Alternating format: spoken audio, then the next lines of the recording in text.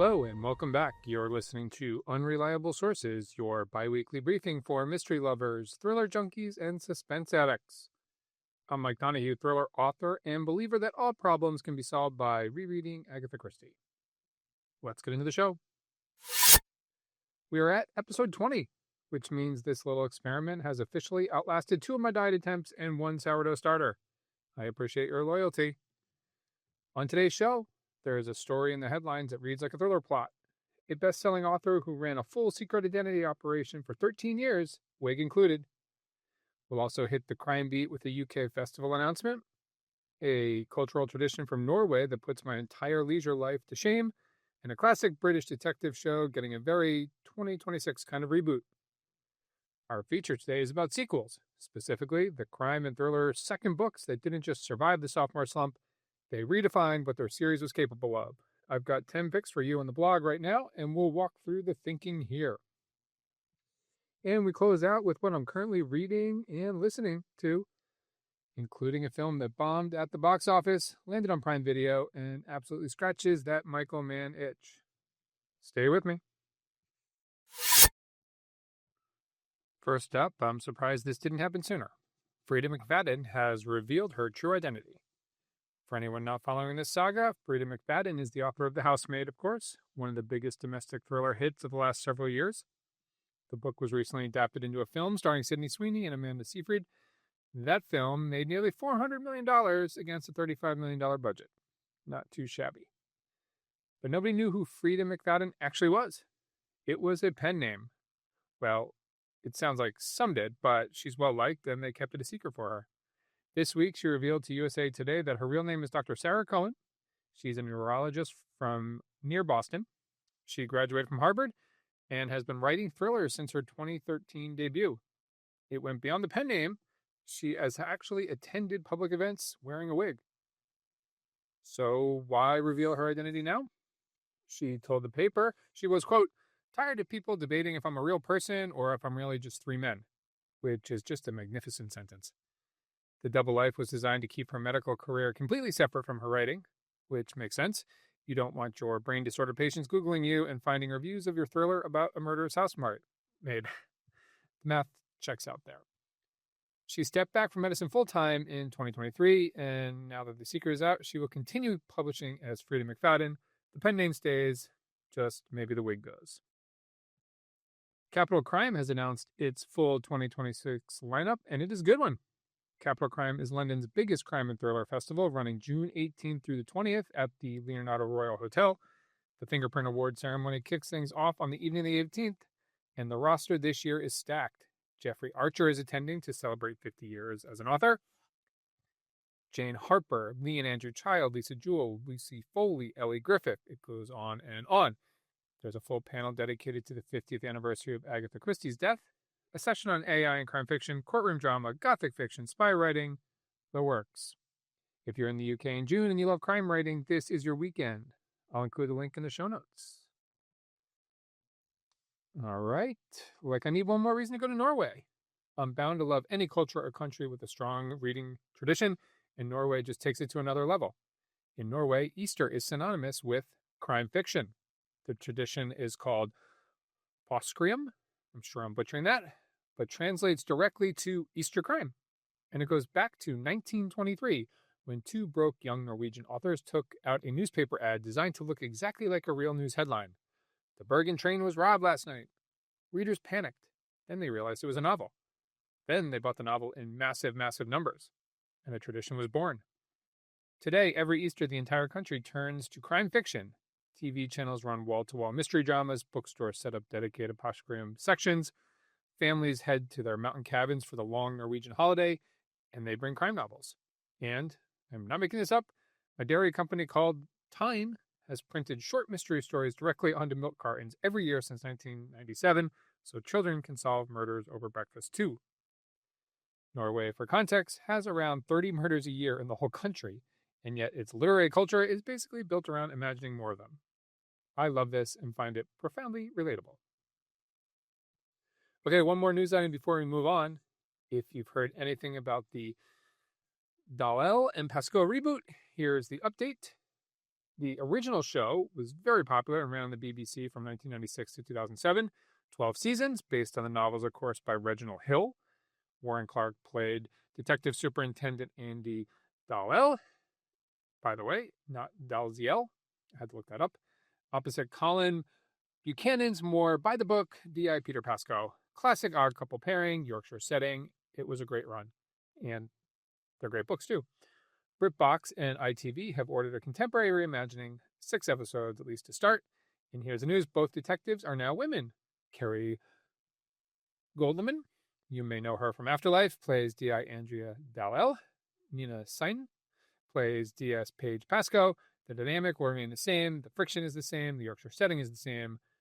The names got a first name update. Andy becomes Andrea. Peter becomes Paige. And, of course, the gender switch. As you can imagine, the internet has opinions. Looks like it's about currently split, as it always is for these things. Some are already writing their complaints to Radio Times. Some are delighted. I'm in the let's actually watch it before having opinions camp. The Odd Couple detective formula has worked for 100 years. It's worked because of chemistry, not chromosomes. Filming starts this spring. Let's all wait and see. All right, that was a lot of news. Let's take a quick look at what's new and notable in or on bookstore and library shelves recently. Following up Tanya French last week, a couple more pretty big names in the genre. David Baldacci is back with Hope Rises. If you're a Baldacci reader, you know what you're getting. Reliable, propulsive, built to read fast, built to read potentially in an airplane flight. Hope Rises is the follow-up to Hope. Walter Nash. I remember that. It's the second book in the Walter Nash series. I think the other one was Hope Falls, Hope Falling. This is Hope Rising, Hope Rises. Then, of course, there's Jane Harper. She has a new one out called Last One Out. Harper writes the Australian setting better than anybody else in crime fiction. And this one, or any new book from her, is an automatic ad for me. Jane Harper, Last One Out. Next up, James Wolfe, another pen name, has Spies and Other Gods out. Wolfe works the quiet, cerebral end of the spy fiction market here. Think less Clancy, more Le Carré. Worth your time if you want something that breathes and expands slowly. And finally, John Connolly's The Children of Eve is now out in paperback. Connolly, of course, owns the corner for supernatural crime fiction, which sounds like it shouldn't work, but absolutely does. If you've never tried a Charlie Parker book, this paperback release is a perfect excuse to catch up. All 4 links in the show notes. All right, feature time. And this one is a little personal, maybe. I've been thinking a lot about sequels lately, specifically the second book in a crime series. Not the debut. Everyone talks about the debut. I mean the book that comes after, the one that has to prove the debut wasn't a one-time thing. I wrote a full post on the blog this week about it, giving my 10 picks, the mechanics around each one. The link will be in the show notes, of course, but let me walk you through the thinking here. The debut has the luxury the sequel doesn't. Nobody knows you're a detective yet, or your protagonist. Nobody knows your city, your prose rhythms, the moves you favor under pressure. By the time the readers pick up book number 2, they've formed opinions. They've decided what they love about the first one, and now your job is to honor all of that while still managing to surprise them. Most series just don't pass this test all that cleanly. Some recover, some fade away. The ones that do recover and go on do tend to share a few things, I believe. The protagonist changes, of course, over time, but their core moral code stays fixed. The stakes escalate, but they escalate personally, not just operationally. More skin in the game, not just more plot. And the writer starts building the architecture that will pay off 6, 7, 8 books later. I think the best example on my list is The Black Ice by Michael Connolly. Book 1 introduced Harry Bosch. Book 2 defined him. Connolly sends Bosch across the border into a cross-jurisdictional corruption case and quietly plants a connection to Mickey Haller that readers won't fully understand for nearly a decade of subsequent novels. Patient structural thinking, that is the mark of a writer who already knows exactly where they're going. The Silence of the Lambs is on the list too. Classic book 2, like The Godfather Part 2, that always makes these types of lists. This is book 2, of course, in Thomas Harris's Lecter series, sequel to Red Dragon. Harris took everything that made the first book work and completely weaponized it in The Silence of the Lambs. Clarice Starling sitting across from Hannibal Lecter, trading information she can barely process. More sustained dread generated through conversation than most thrillers produced through car chases. It won the Anthony, it won the Bram Stoker, it sold 10 million copies. I'd still call it the gold standard for what a thriller sequel could and should be.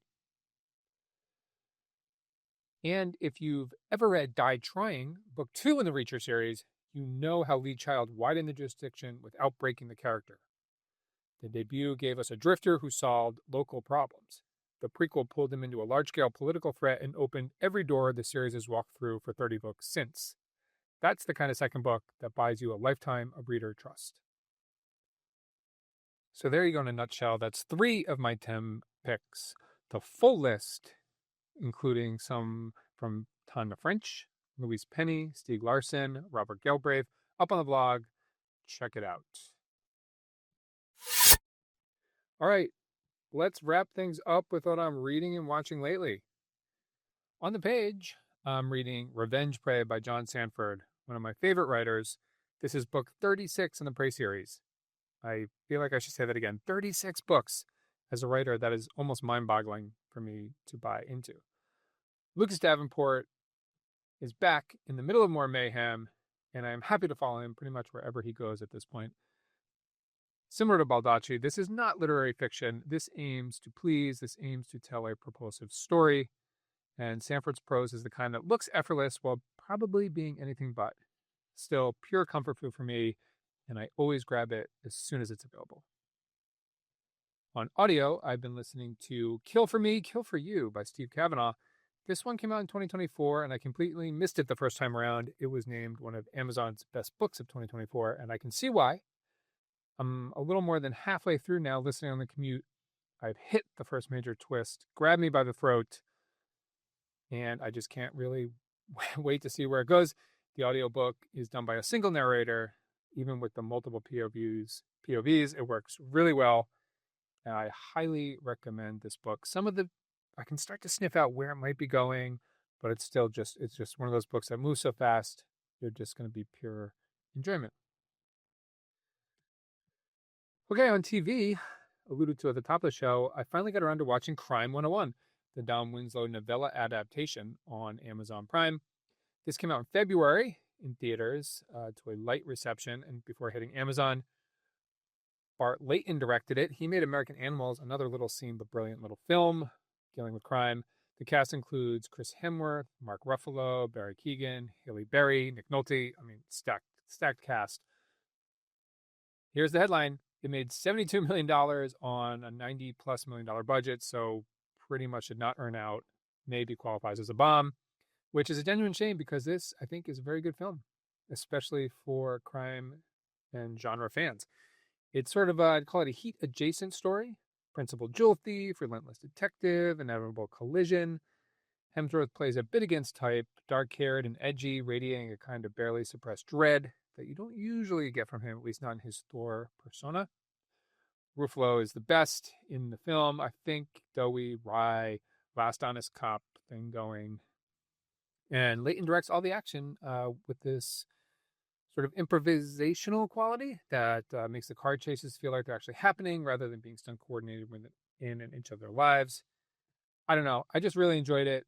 I recommend it. It's on Prime Video now, and I hope it finds its audience. If you, like me, grew up watching, those slick, stylistic Michael Mann films from the 90s, and you've been wondering whether that kind of movie still exists, here it is. All right, that's a wrap for episode 20. Let me leave you with this week's question. Frida McFadden built an enormous career under a secret identity for 13 years, and that got me wondering.